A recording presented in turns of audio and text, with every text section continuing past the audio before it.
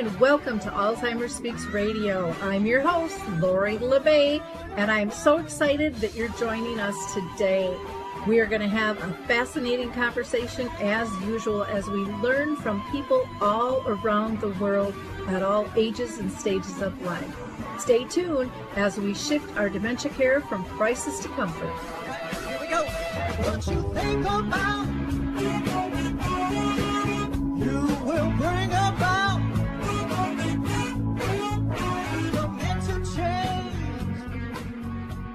We will. Well, hi, everyone, and welcome to Alzheimer Speaks. I'm your host, Lori LeBay, and I'm thrilled you can join us today. We're going to have a really interesting conversation regarding a unique community that I think you're going to be really interested in learning about. But before I introduce them to you, I always like to give a couple of shout outs. One is to invite you to Arthur's Memory Cafe, which is virtual. We meet the second and the fourth Wednesday of each month. And if you're interested, just reach out to me. We meet from 1 to about 2:30, 3 o'clock Central Time.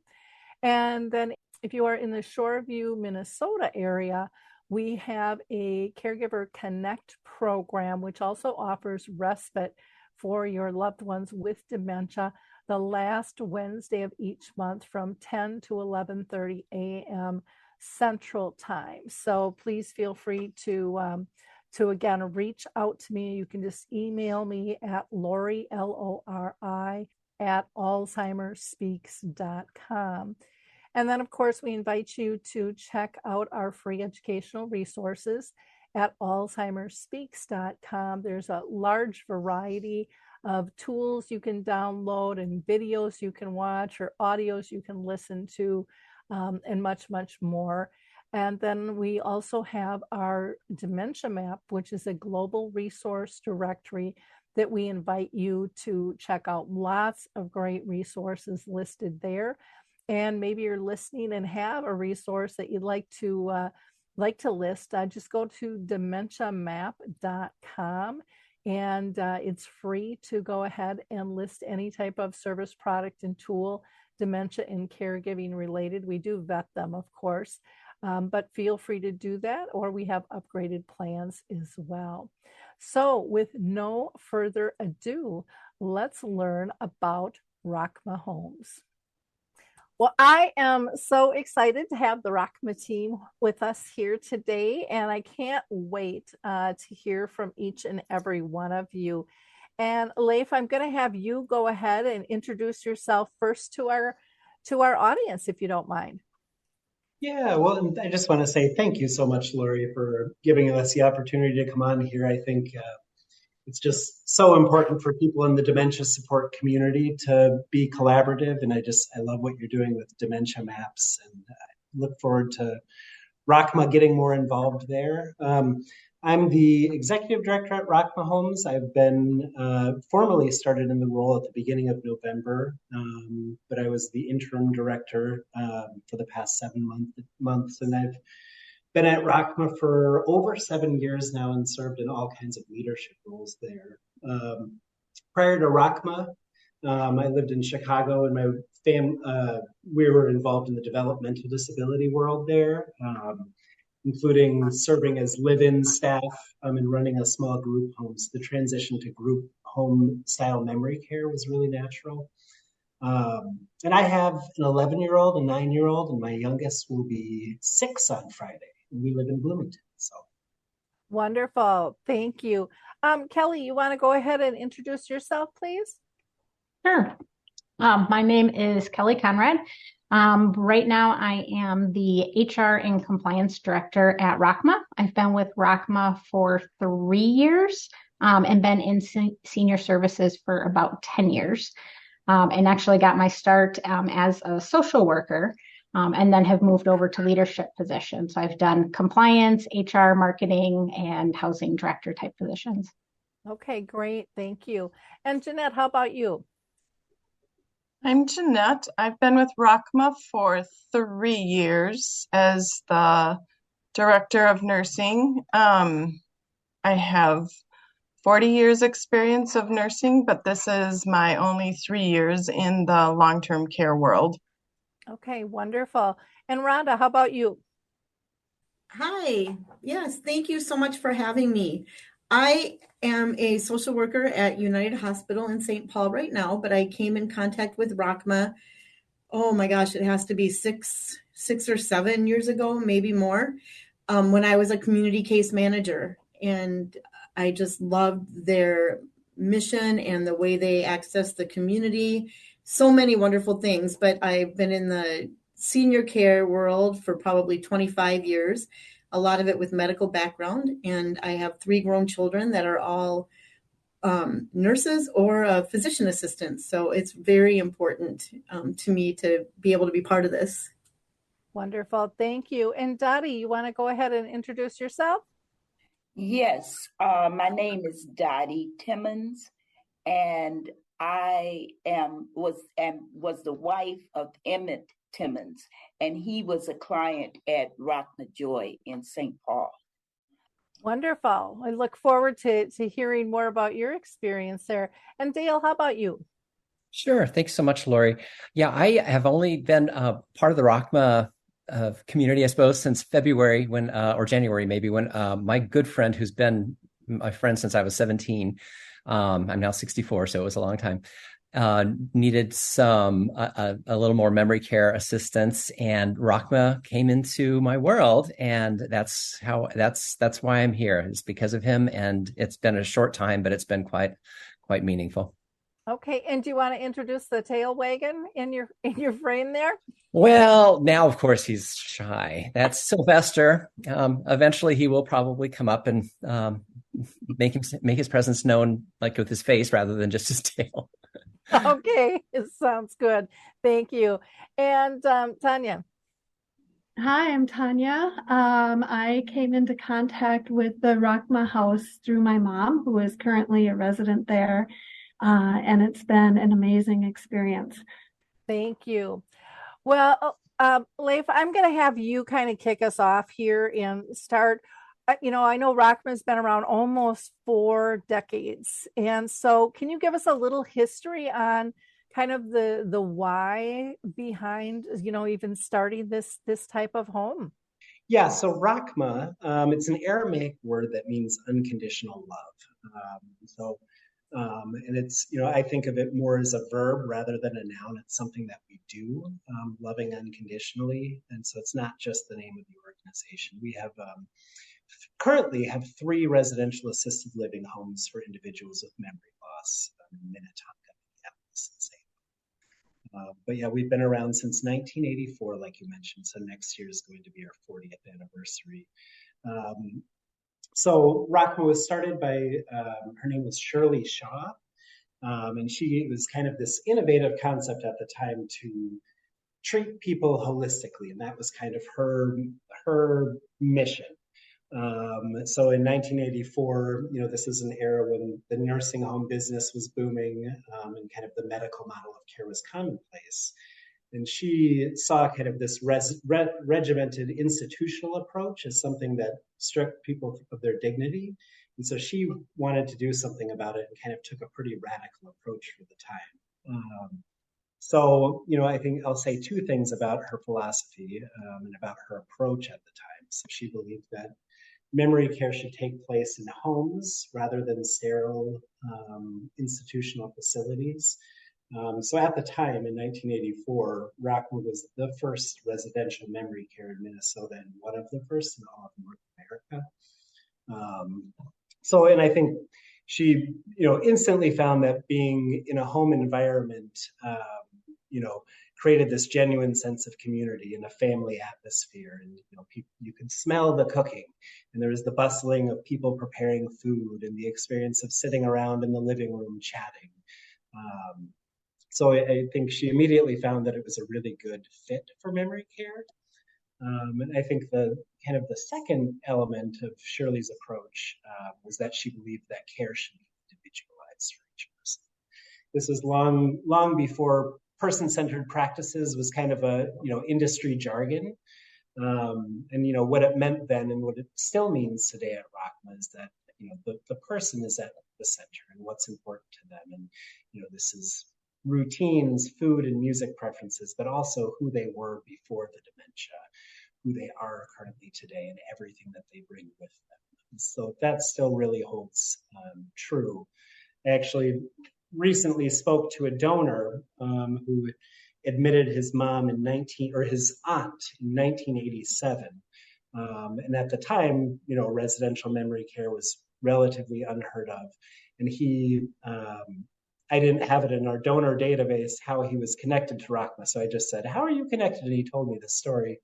And one of his highlights at the time in 1987 was that they allowed his aunt to come in and set up the room exactly as she had it at home and paint the room and bring in her furniture. And that was something that never would have happened in a nursing home. So it's left a huge mark on him. And I thought it was really cool that now, 36 years later, he's still donating. And of course, this is still our practice today. So that's kind of where we've come from and what we've hung on to. Wow, that's amazing. I was in the developmentally disabled arena back in that time. And I got it, like you said, people didn't really bring in their own stuff. It was, this is what you have, and this is the room, and how many people are going to be in it. And Gotcha. and that was pretty much it. Now, tell us about, because your model, one, I want to ask, because not all smaller homes are dementia specific. One, are you just dementia specific, and about how many people do you have to a home? Yeah, so we are dementia specific. So all three of our homes are strictly for memory care. And our Minnetonka location currently has 14 beds. Minneapolis has 10 beds, and that's a female only facility. And then St. Paul has 10 beds. So we have the capacity to serve 34 total. Okay. And the other thing that's really unique about you guys is your financial model. Can you speak to that a little bit? Yeah. So, and I think, that of course fits kind of right into kind of taking this holistic and individualized view of our residents. We're taking into account their financial status as well. And we are, very much non-discriminatory. In Minnesota, on average, only 20 to 25% of beds in assisted living are open to individuals on waivers or government assistance.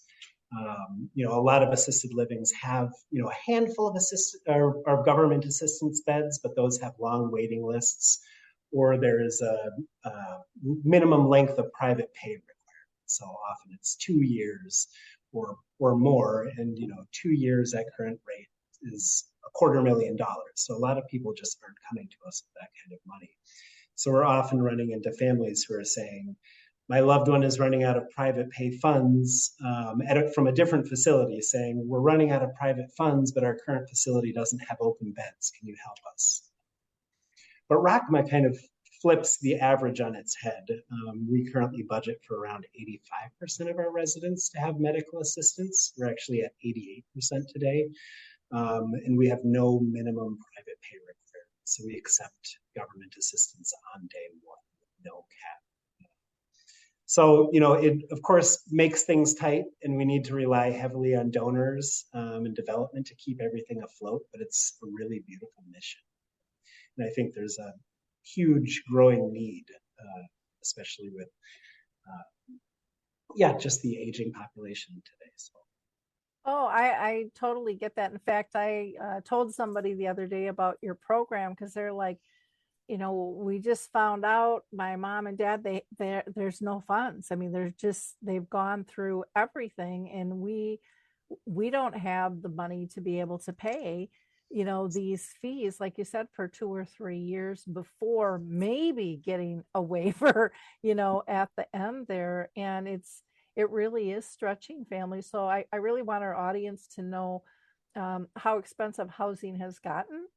All over the world. This isn't just here in Minnesota where we're located, but throughout our nation and really throughout the world. This is a very, very common theme that I hear over and over and over again. And so that's really admirable, because people are in need and they deserve good service.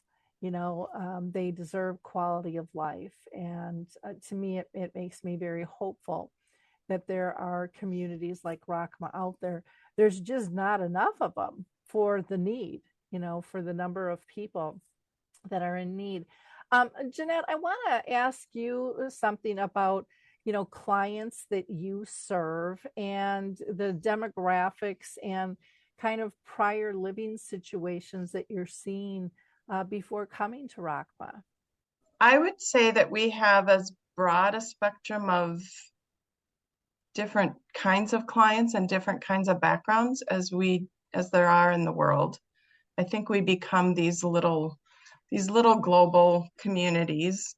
Our residents, we have the ones that are on private pay and that will probably be on private pay until they pass away, and there will still be money left. And then we have not quite a few, but we have found that there are many people that end up in hospitals. They have been living on the streets. They don't have family connections. And the social workers at the hospital are aware of what we're able to do. And so we end up with people who have no one, have no money, come in only on a waiver, not really with clothing or anything, just the clothes on their back. And we give them a place to become a part of a family in ways that other large assisted livings or skilled nursing facilities just are not able to do, because they feel so much more like an institution. So sometimes those people are with us for, we've had a couple of different gentlemen in one of our homes that have come in only for a short period of time, knowing that they were coming in on hospice, and it was hospice with dementia plus some other diagnoses, and we've been able to bring them in and give them this place to live. How beautiful is that? That's been, it's a really special part of what we do. And then there's all those people in between. Mm-hmm. How does it make you feel personally, being part of Rakhma and being able to serve on that level?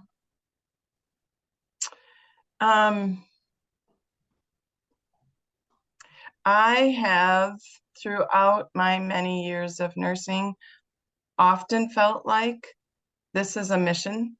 Like it's much more than just a job that I go to.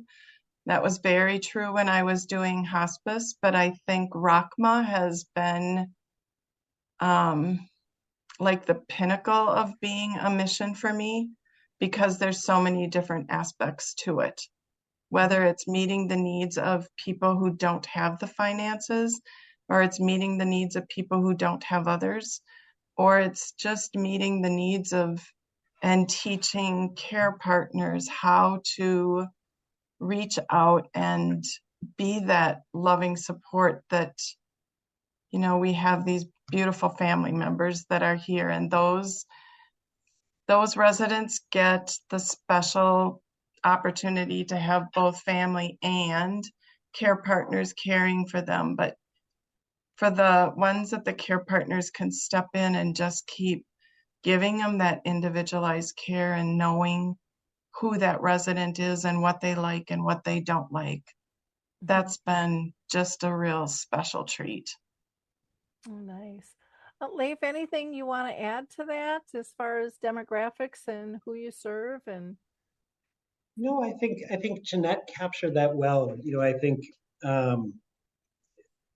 what I would echo there is just that Rakhma really feels like a microcosm of the surrounding community. I think the community that creates is just really beautiful to see people interacting just like they would out in the Twin Cities and forming relationships, hanging out together. So, or even being nicer to each other than they would in the community. Yes. Well, my mom ended up in a nursing home towards the end of her life, and she lived with dementia for 30 years. And one of the things that and she, for the most part, had a good life living there. Um, and we were a very close family. So, I mean, I was over there every day, and, same with my daughter and stuff. But there were a lot of people that didn't have visitors. And I think, what I noticed from large communities to small communities is, because I visit both, is the small communities are a little bit more intimate.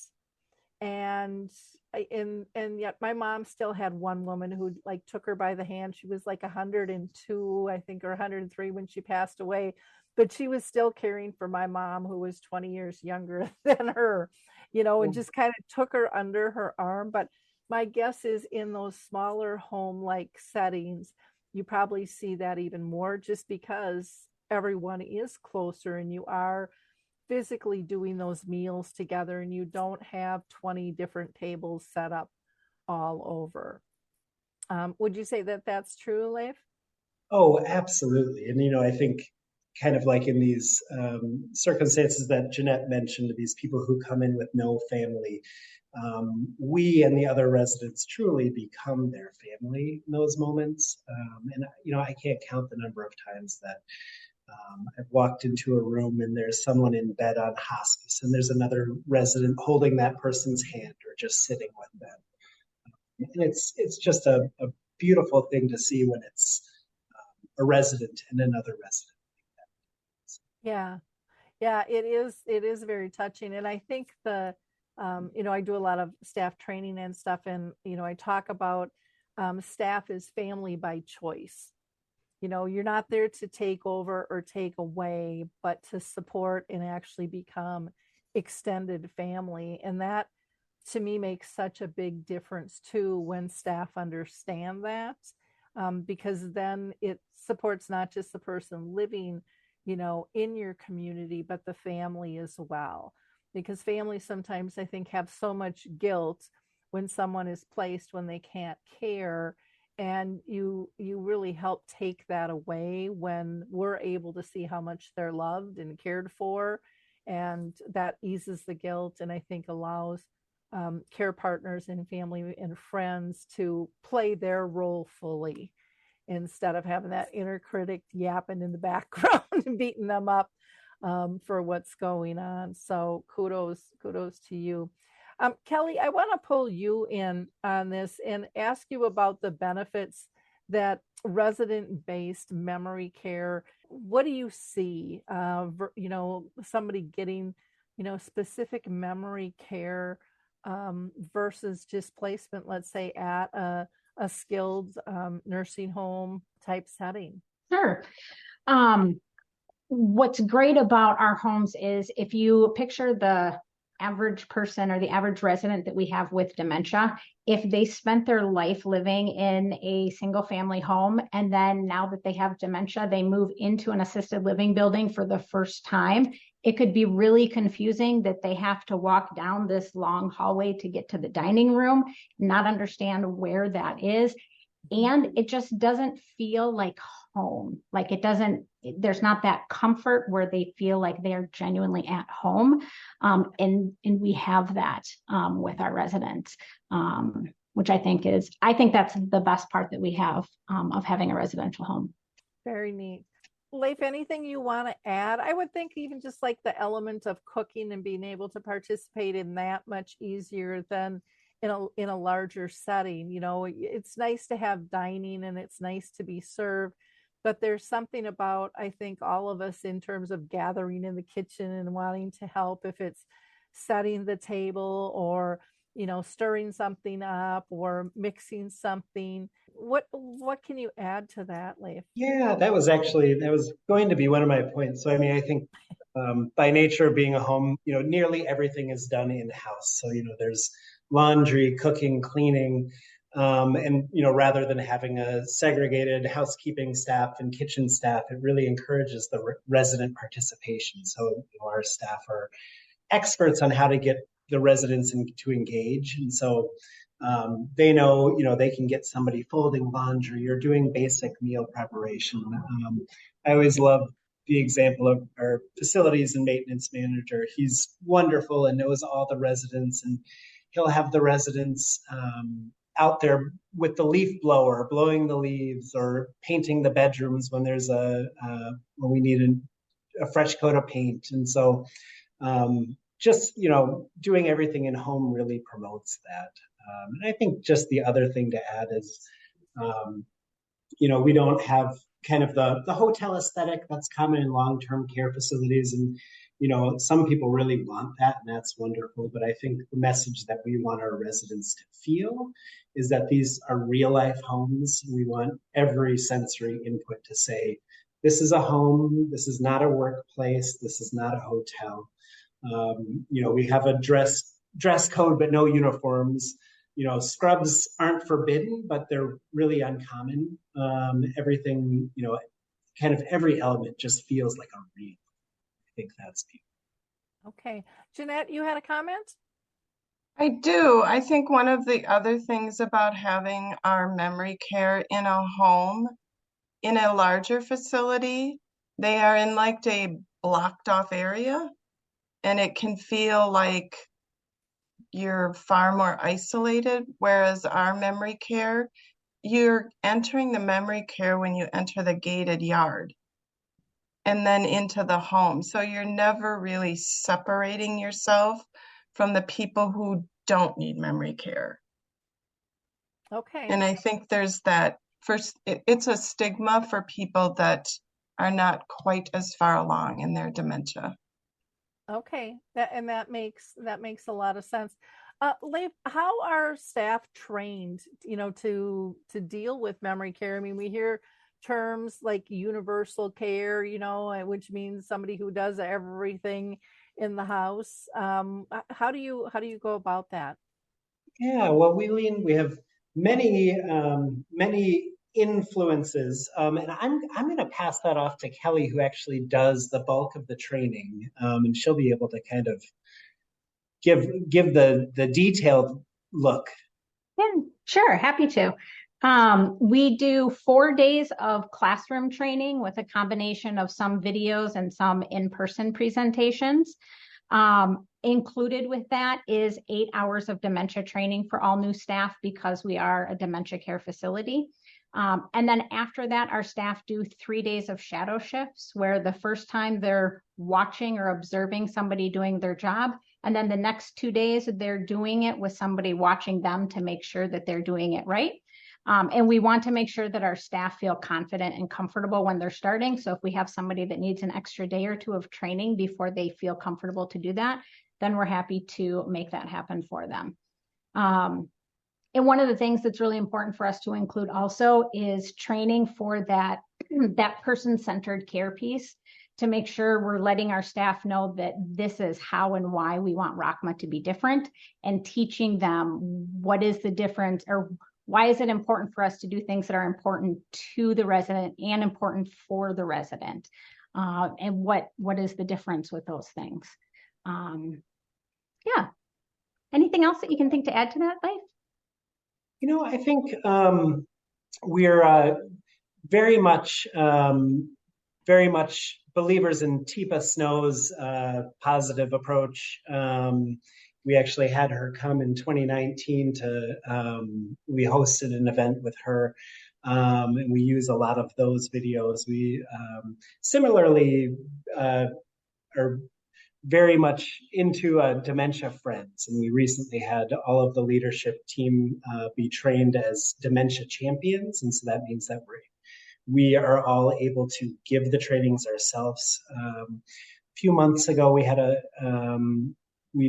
Kelly did a whole series of Dementia Friends training. I think within the past 3 months, she's had, I think, about 17 new Dementia Friends join us. And then we're pushing to have all of our new staff come through as Dementia Friends, but really, really wanting to focus on dementia care training and not just providing boilerplate, really getting into the details. So. I like that. I do a lot of training myself, and one of the things that I do is I take the word caregiver and I pull it apart, and I have CAR and e-giver. And CAR stands for conscious awakening of relationships, and e-giver is about the emotional giving, which it sounds like you guys are really into without coming out and saying that, or being what I call emotionally based. In your training, I loved, Kelly, when you said you do the shadowing. Can you tell people a little bit deeper why that is so important, to be able to shadow and then to double check to make sure that someone's got that support and really is comfortable in understanding that approach? Right, absolutely. We have staff that come to us with all different kinds of experience. There's some people that have been in the industry for decades, and every once in a while we get somebody who we are the first time that they are doing this kind of work. So our staff come to us with varying degrees of experience, and we have them start by watching our staff so that they can see the way that we want the care to be provided. And after they watch them do that for one day, then our staff are right there to be next to them to watch them do it, so that our trainers are the shadow, so that if they're doing anything wrong or they don't understand, they can correct them and catch them on that right away, so that once they're solo, they know how to do it. They've read through the care plan, they understand what the specifics are for each individual, and then are able to execute and carry those out. And that's so important. I know, everyone says that they review the individual care plans, but it's difficult in these larger communities, especially with the staff shortages nowadays that are happening. I hear this from families all the time, and I'm sure there'll be some communities that aren't happy that I'm stating this, but it does occur where, you'll ask somebody something and they're like, I don't know, I'm just covering. I'm just covering, I'm in, to cover those numbers and stuff and kind of do the basics. Yep. And there's a huge difference in terms of how I think of how a team is built as well. Is one of the things that I've really noticed in some of the changes just that's occurring in the industry as a whole. And not that our larger communities don't serve a purpose, they definitely do, for many people. But I think that the smaller homes are something that so many people don't even know exist, don't even know that there's an option, because they see just these great big buildings all over when they drive by and think, well, that's where I have to go. And there is I think a major difference in terms of the feel of a community, small versus large. Someone earlier had just mentioned, I think, walking down the halls and adjusting to that, when you're not used to it, when you're used to living in your own home. Dottie, go ahead. No, I just want to go in on that, give a shout out to Rhonda, because it was because of her that we found Rakhma, even though we had lived in the community, but we had never heard of Rakhma. And we didn't know anything about it. And like you say, we just knew the big places that I didn't want to put my husband in. And this was more like home, because our home is a stucco home, and this is a stucco home, just a home, small setting where it was all family here. And it makes me feel so good that my husband's last days was spent where he wanted to be, and it was surrounded by love and family. Oh, that's nice. And you're exactly right. These small group homes, they just blend in, we don't have these huge signs, flashing lights outside and big parking lots and all of that. And so it's hard for people to necessarily know that they're there, but that's the whole point of just living within the community as well. May God bless Rhonda, because she was the one that got us set up for Rakhma. Okay, great. For those of you that are just tuning in, you're probably going to want to rewind and catch this conversation from the beginning. We are talking with staff in Rakhma Homes, and also people who have a loved one placed there. And it is just a wonderful, smaller setting that many people don't know about. And the care style, I think, is different in terms of the delivery system and expectations and things. So you can always go to their website to learn more at Rakhma, RAKHMA .org. They are also on Facebook, and you can feel free to reach out and email them. You can also make a donation. You will find, if you rewind, their financial model is very different, and they really cater to those that don't have all these funds that are required sometimes when we need care, and they are dementia specific. So all the contact information, of course, is in the show notes there. But fascinating conversation. We're going to kind of continue on. We've got much more to cover here, and I'm just so thrilled to have them all with us. Rhonda, now you had your hand up. Did you want to add something to what we were talking about before, Rhonda? I do, if I can, please. Thank you. A couple of the things that I could just kind of piggyback on what Leif and Kelly and Dottie have all said about Rakhma. And one of the reasons I found incredible value in them as a case manager is that they embrace the uniqueness of each individual way more than any place that I've ever seen. They recognize that under dementia very often is mental health, and that does not frighten them. They look at it and say, what can we do versus what can't we do? I think the other thing that makes Rakhma so unique is they're seeking to help everyone find a purpose in that family that they've created.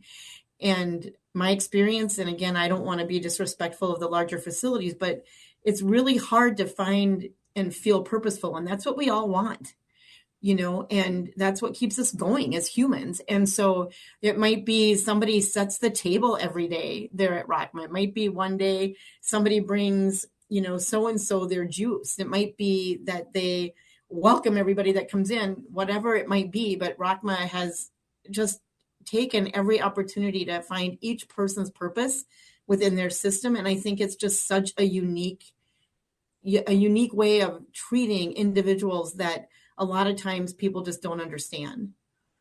Oh, I think that's an excellent point that, everyone, like you said, wants to feel purposeful. They want to feel connected. They want to feel accepted.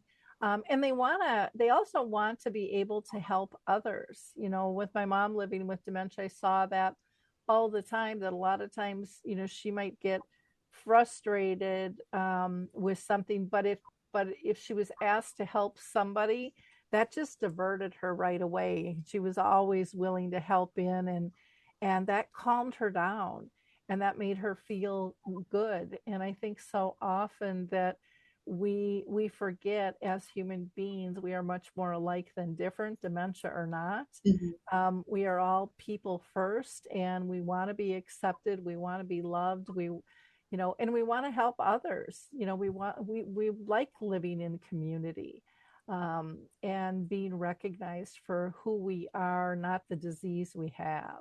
And there's a really big difference in the delivery of care, from place to place and person to person. And that includes family members too. I mean, everyone's perspectives are a little bit different in how we treat someone, how we care. And I'll use the example of just my brothers weren't around much because they couldn't deal with the emotions of the disease. And yet I know how much, after my parents both passed, my dad had brain cancer, my mom had dementia, I know they have second thoughts on how they cared or how they didn't care, because they know they missed out on an awful lot. But it's too late. And so I love the approach that Rakhma has, even, from staff. And I would imagine with families too, Kelly, that you prepare them on what to expect and how they are welcomed. So often in communities, people are told to stay away and let them adjust and things like that. What is your policy, Kelly, with family? And then Rhonda, I saw your hand go back up. I'll go back to you. Yeah, sure. Well, we don't have restrictions on family. We also look at it on an individual approach, that it's going to be different for each individual and what their specific needs are. But we like to get as much information about the person's routines before they move in, as much information as possible so that we can replicate that when they move in, because moving can be a really big change for people with dementia.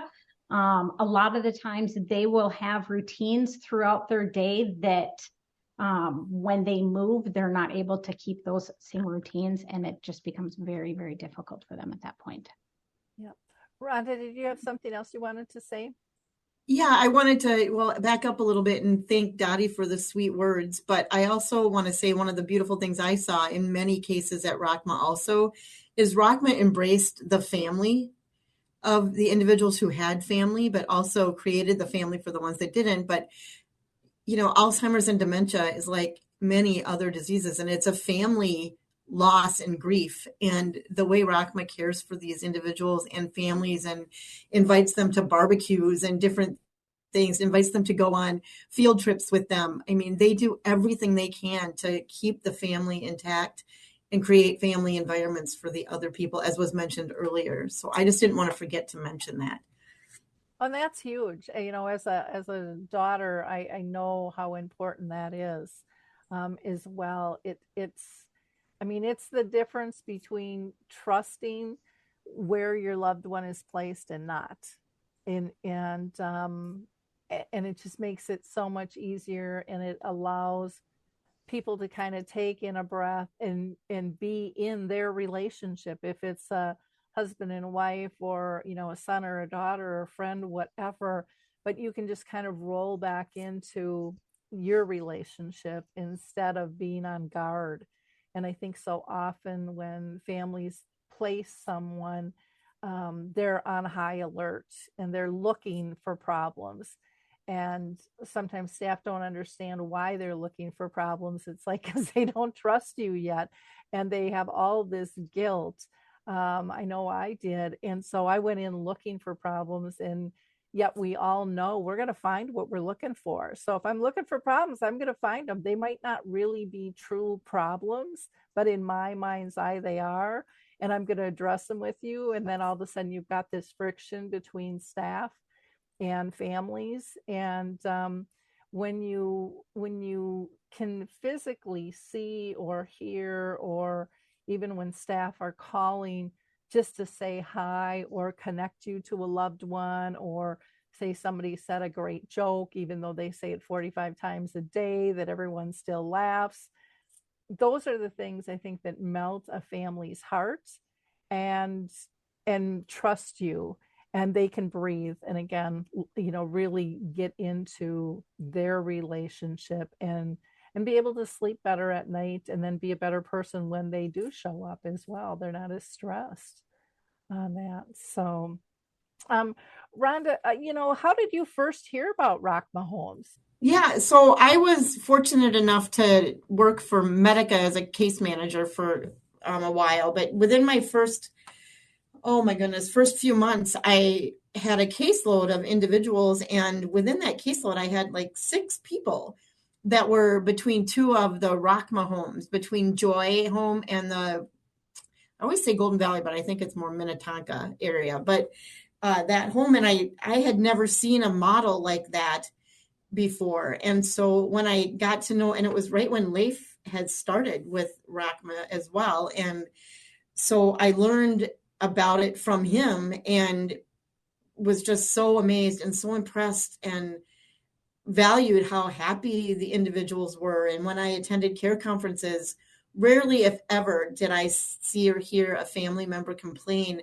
And if they did have something to address, they were in such an environment that it was okay to say, you know what, could we try this? Or could we do this? Or can we look for a different plan or whatever? And they were just a collaborative team all the way around. So that's how I first met them. And then I wanted to kind of use and abuse them more and more.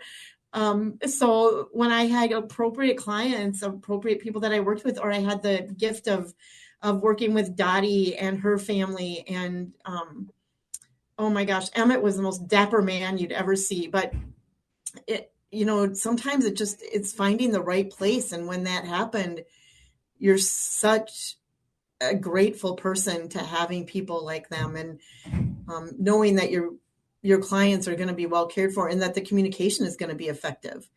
Yes. I think that's an incredibly powerful thing. So that's how I've been so lucky. Now I'm in the hospital and I've been able to share their contact information with others. There's been times when I've called Leif and I'm like, look, this is what I need. And sometimes it worked out and sometimes it didn't, and they're approachable. And so I've just tried to find value and share that mission as much as possible. Well, that's wonderful, because they need that voice, to share what they're doing. And I would imagine too, it's got to make your job easier and allows you to sleep better at night too, when you've got this good match. It has. And there's been times too when I was lucky enough that they would call, for example, and say, hey, listen, we don't have anybody to take so-and-so to their doctor appointment. I'm like, hey, I'll be right there.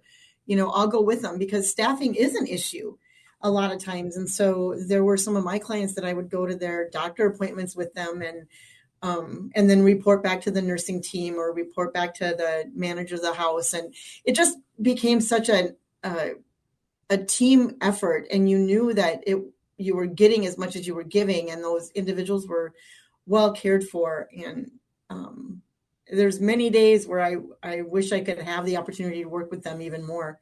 Yeah, well, and I think too that team effort and that volunteerism and kind of jumping in is much easier when it's a comfortable atmosphere, and there's trust and there's respect, and everybody knows they're doing what's best. And that's a pretty beautiful thing to be part of, and creating kind of those raving fans is really important. And I think it lifts staff up too, to be part of a team like that. And that's been my experience in just when I go out and train and stuff. When people are talking about things, it's a whole different type of atmosphere with that. Dottie, I wanted to ask you, because you're one of the families, Mm-hmm. that Rhonda worked with and stuff. And you told us a little bit about what your experience is like. How did you feel initially when Rhonda approached you about Rakhma? And did your husband have a response to that at all? I don't know where he was in the disease process. Well, he was kind of pretty bad at the time. And Rhonda asked me if I wanted a fancy place or a place where he'd be well cared for. And of course, I wanted a place where he'd be safe and well cared for, and smaller. I didn't want a large place, and no fancy place or anything like that.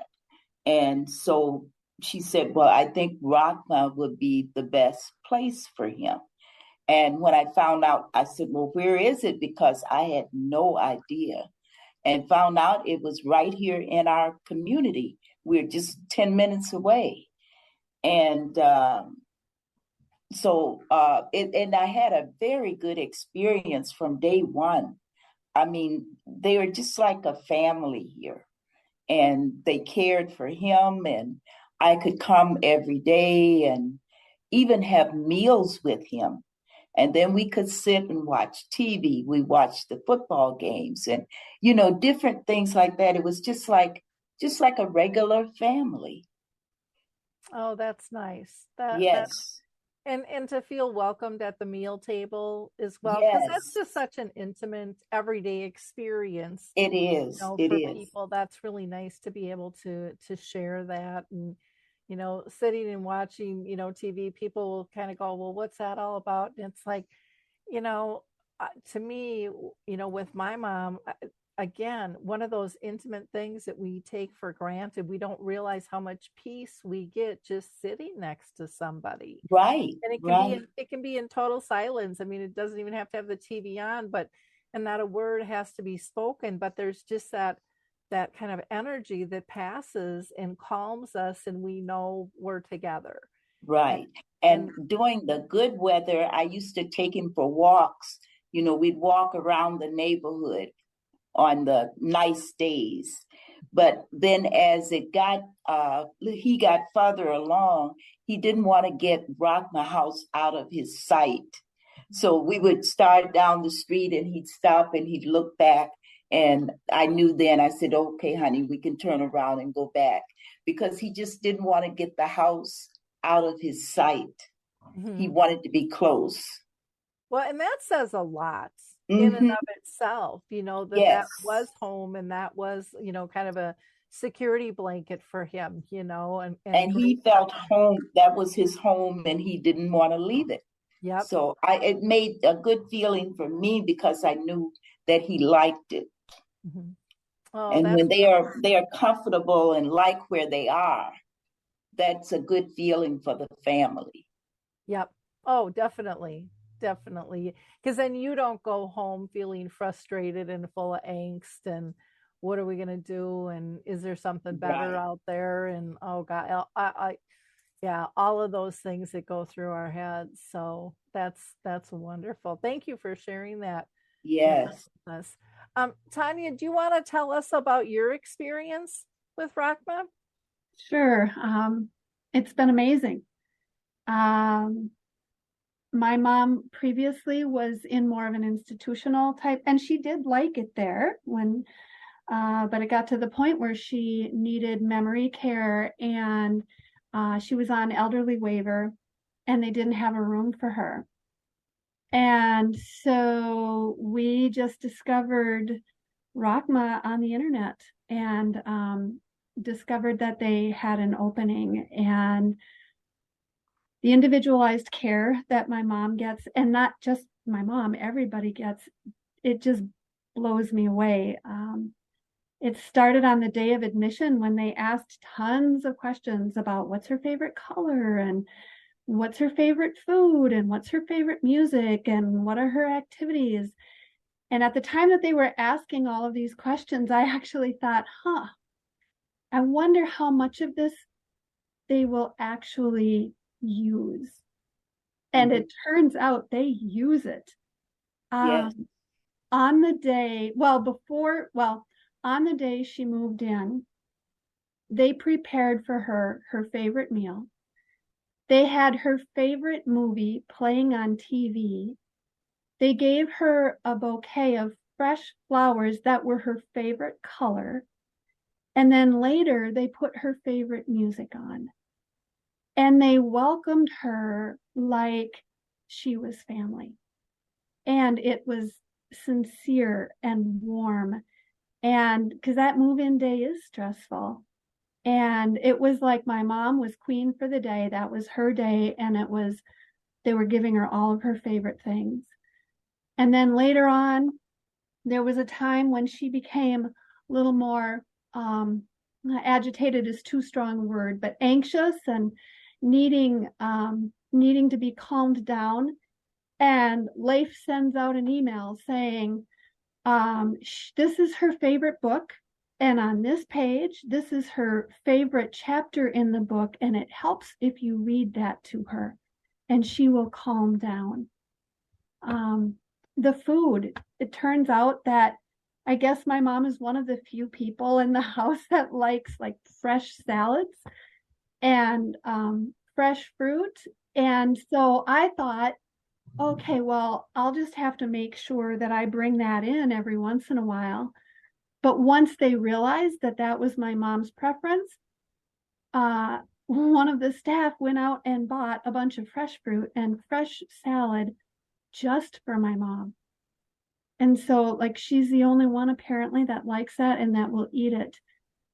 And the other day I was just visiting, sitting around the dinner table. My mom was eating and one of the other residents was eating. And the staff member who had cooked the meal turned to this other resident and said, "Now don't worry, I took all of the corn out of yours because I know you don't like corn. And I made sure to add extra spice because I know you like spice." And that just warms my heart to see that, because that's kind of the norm there. And I could go on about other things, but to just know that my mom is being treated like family And like you said, I'm not in that angst of, oh my gosh, is she being cared for? Are they being kind? Do they know when she needs help? That was another difference for her. She's not down a hall in a room somewhere. She's in this much smaller space, and I'm not worried about, oh, does she need help? And the staff don't know it because they're way down the hall helping somebody else. No, the staff is always pretty close because that's just the nature of the home. It's small. Yeah, and that's such a cool thing to witness when you see staff that really understand your loved one and what their needs are. I don't think people understand the power of those favorites, and I mean, just we have to think about ourselves. We have to slow our minds down and think of, gosh, if somebody bought me, flowers in my favorite color or made me my favorite meal, or whatever it might be, the music, the show, how that just automatically would calm us down and make us feel like we're at home, like we belong, like this is our home, this is our community, this is safe. And as dementia progresses, so often people don't feel safe, they don't feel like they belong, and they can get agitated and things. But when there's agitation that is happening, just like Dottie was saying, when her husband started looking at the house, we're too far away, you could feel that angst. You knew as his wife that's what he needed. But it sounds like staff really understand that too. I'm going to give you a little more spice, I'm going to pull that corn out for you. You're knowing those things, those mean a lot to all of us when we're treated with respect and somebody really gets us. There's so much to that I think is overlooked many times. So thank you so much for sharing that. Dale, what's your experience been? Wow, it's so interesting to hear all of this stuff. I'm actually somewhat overwhelmed by it. My experience was very much what everybody has already said. It was an incredibly different experience than I thought it would be. My friend John had been had advanced Parkinson's, and then had dementia, then kind of developed towards the end. And so he was in a Parkinson's home before that, and they were wonderful, but they weren't able to deal. That was not their charge, was to deal with memory care. So coming into Rakhma, I was a little scared to begin with because I didn't know what that was all about. I didn't understand what a locked unit meant, all that kind of stuff. It was because he was always trying to leave, and it was just really kind of scary for everybody. But I kind of got the first thing was kind of like elevator speech, I guess, from Leif's predecessor. And it was like, this is sounding great. This people-centered care thing. I'm liking this. This is really wonderful. And then the tour of the building and how small it was. And my God, you're right, Tanya, that questionnaire was huge. And I thought, I hope I know enough about him after 60 years. Do I know all these things? I'm not really sure. And, sure enough, people remembered those things. Staff used those things. And so that part of my experience with John was unexpected and wonderful. As a matter of fact, if anything, the elevator speech was kind of undersold it in a way.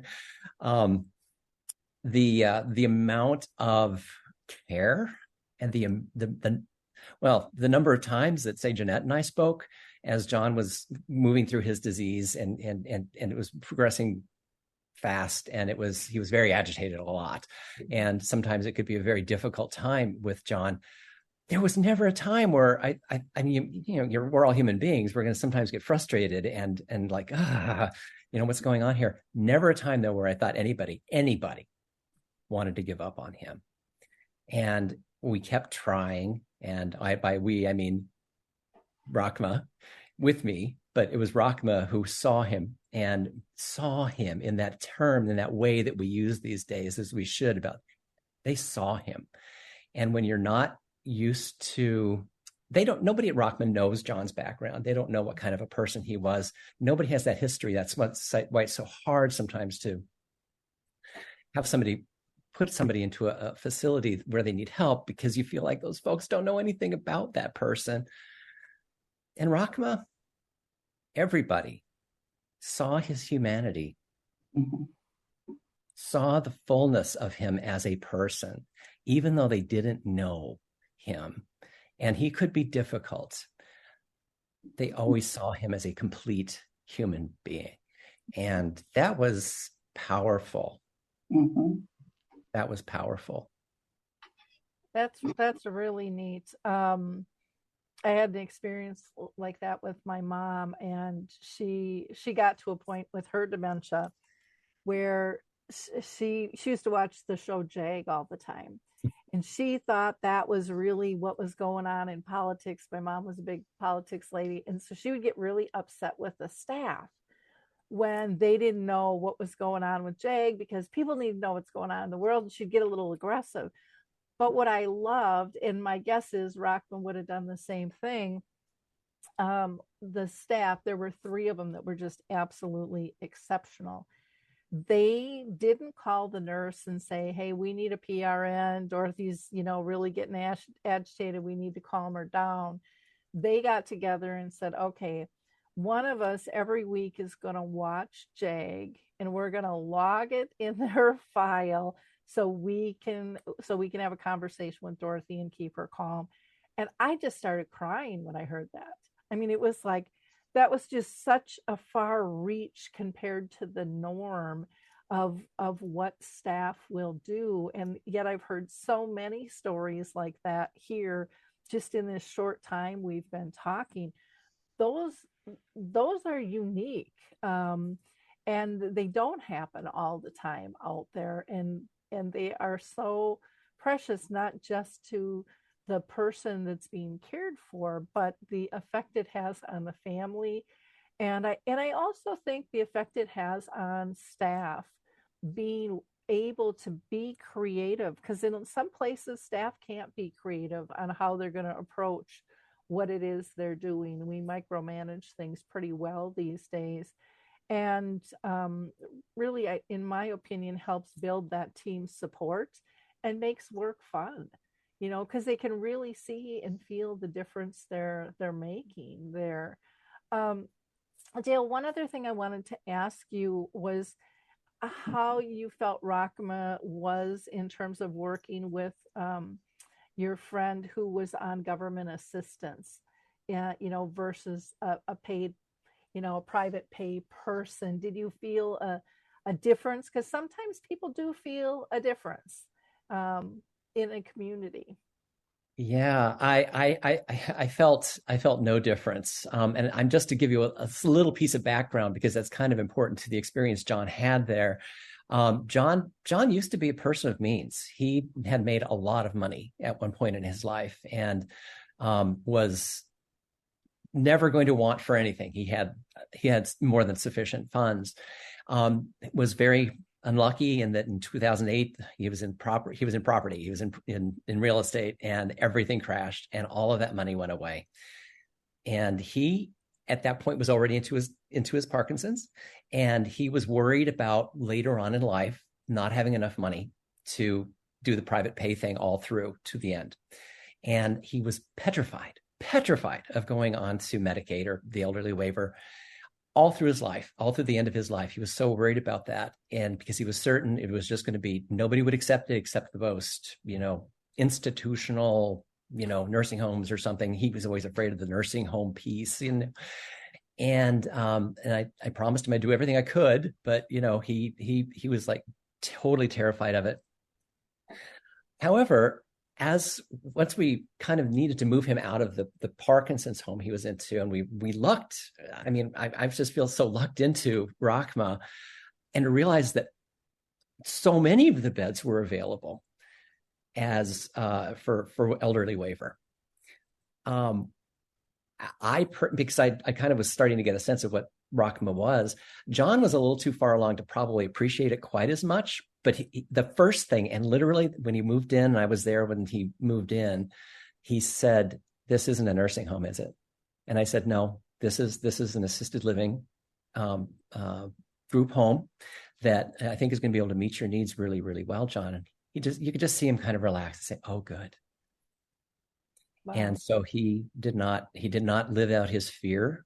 And I was not sure that would happen, honestly, by the end. Wow. So ending up at Rakhma was a blessing. That's a really powerful story. And so many people worry about having enough funds to be cared for and be cared for well. Mm-hmm. Well, this has just been an absolutely fascinating conversation. I want to go around and just give everybody one last chance. If there's anything that you want to add, Jeannette, is there anything that we haven't said about Rakhma that people really need to know about? I don't know that there's anything specific. I'll quote one of our residents who came to us from the streets, in and out of the hospital, in and out of the hospital. But when you meet him now at Rakhma, it's like, "How's it going?" And he'll just say, "It's a beautiful home. I'm so grateful to be home." And I don't think I think the glory of it being in a home setting means a lot. Mm-hmm. Wonderful. Rhonda, how about you? Anything you want to add? I think I would just like to thank Rakhma for doing what they do and for treating people the way they do and for taking it with a can do. Who are these people? And knowing who they are outside of that diagnosis, to me, is an incredibly powerful thing. Wonderful. Thank you. Dottie, how about you? Anything else that you want to say? Yes, I would like to say I'm very appreciative of what Rakhma does. I thank them for what they do. But also, I would say when my husband came here, we were private pay, but before he passed, we were on elderly waiver care, and there was no difference in the service. There was no change at all. And I really, really appreciated that. But I also would like to say they didn't just take care of my husband. They also took care of me. They gave me a birthday party. Oh. And I thought that blew my mind. Oh, how nice. That is absolutely so Rakhma is a lovely place. I can't say enough about the staff and just everything about it. I love it. Kelly, anything you want to add? One of the things I was thinking about when both Tanya and Dale were talking is one of the things that we do to share about the residents with our staff so that they can learn more about them is we have a like and admire page that we have up on the wall in each of the residents' room that is a list of things that people like and admire about that resident. And we put it there to be a conversation starter with the staff so that they're able to have conversations with the resident about things that are meaningful to them to help them be engaged in their care and cooperative and move with it. And I think that has been something that's been really helpful. Oh, that's neat. I like that. Tanya, how about you? Anything you want to mention and wrapping up? Just that I'm so thankful that we found this place for my mom, and I really do see it as an answer to prayer, and I just rest well knowing that she's really well taken care of. Wonderful. Thank you. Dale, anything else that you want to add? Just again, I want to just mention about the staff. What you all do, and I don't know how you do it, but Kelly, you were speaking to it a little bit. Your staff is amazing. How you vet them, how you must find them. There must be some sort of intuitive sense of whether somebody's good at this. I don't know. It's an incredible staff. And it is truly a peace of mind to know that there's people there taking such good care of the people we care about. That's wonderful to hear. We don't always hear that nowadays. Leif, how about you? Anything you want to add? Yeah, just a few things. I mean, I think it's been so wonderful to hear these stories, and just thank you all so much for sharing them. Like I mentioned before, we're a unique model like this comes with a very lean budget when we have, 88% of our residents on waivers. And so, if you're interested and willing, like Lori mentioned, I recommend you go to our website. That's rakhma.org, RAKHMA.org, and click on the donate button. And this was wonderful, Lori. We really appreciate this opportunity. Well, in wrapping up, I mean, I've learned a lot, and my heart is lighter. I just feel happier just knowing more about your communities and the work that you're doing, because I worry about this demographic specifically because it hit so hard, in my own family, and it's important that people with dementia are treated with dignity and respect, and they feel a part of, a community. And that was very evident today from all angles, which is really, really fun to hear. So, I ask our listeners all the time, to don't just take this information and keep it to yourself. Like, click, and share, not because I like the numbers. That's not what it's about. It's about sharing information with people in your own sphere that you might not even know are dealing with this. People need to know options, and they need to know it hopefully ahead of time. That makes transitions a little bit easier, because so often people, are scrambling in crisis, which makes it even more difficult to deal with. So please like, click, and share this just to help people find out more. And maybe they're not in Minnesota, but maybe there's a community like this in their state. Or maybe it's something that they want to get people together and start doing something as well. Maybe it's something that someone is going to be sparked to say, gosh, I need to put this in my estate plan. I want to give a portion of my planning, to Rakhma, because they're doing good work. Or maybe they want to, just make a one-time donation. Maybe they have an in with a corporation that will match. I mean, things are endless, use your creativity in terms of how to help. Leif, I wanted to ask, are you looking for volunteers at all? Absolutely. And that's, our volunteer base took a little bit of a hit with COVID, and we haven't gotten all of them back. Volunteers in an organization like this, where we don't necessarily have, 3 people on staff doing activities, it's so important to bring in those volunteers. And again, that would, I would direct you to the website, and you'll meet Kelly along the way. Okay, wonderful. So thank you. So again, for our listeners, be a giver of hope. Like, click, and share. Pass the website along. Again, rakhma.org. They're also on Facebook, and we've got the email and donation buttons and a phone number you can actually call and get a live person. What a thought. That's so not common these days. So again, I really appreciate everyone's time today with this, and gosh, keep up the good work. You really are making a difference in the world. Thank you so much. Thank you, Lori. So again, everyone, thank you so much for joining us today. I hope you enjoyed the show as much as I did. And don't forget to check out alzheimersspeaks.com. Check out all of our free educational resources. There's a ton of them there.